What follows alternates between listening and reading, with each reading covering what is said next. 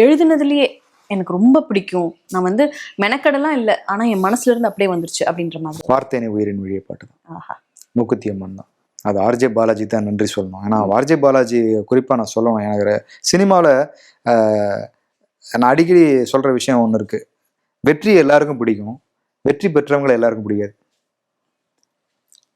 ஏன்னா நம்ம ஜெயிக்கணும்னு நம்ம நினைக்கிறவங்க ரொம்ப குறைவாக இருப்பாங்க.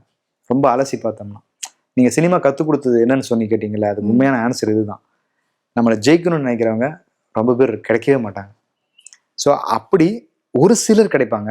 அதில் முக்கியமானவர் வந்து எனக்கு வந்து ஆர்ஜே பாலாஜி. ஸோ அவருடைய படங்களை பாட்டு எழுத வைக்கிறதால மட்டும் இல்லை, நான் எழுதும்போது இல்லை, அதை நீங்கள் நேரில் இருந்து பார்த்தீங்கன்னா தான் நீங்கள் வேற ஒரு பாலாஜி பார்ப்பீங்க. ஒரு வரியை வந்து ஒரு குழந்தை மாதிரி கொண்டாடிட்டு இருப்பார் பக்கத்துல.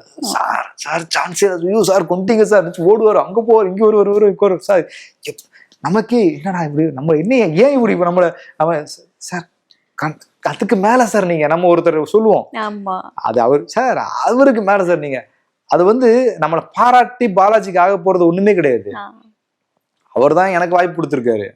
ஸோ நான் தான் அவரை போய் ஜால்ரா அடிக்கணும். ஆனா அவர் வந்து அந்த உண்மையான அன்புல வந்து அவர் பேசுவார்.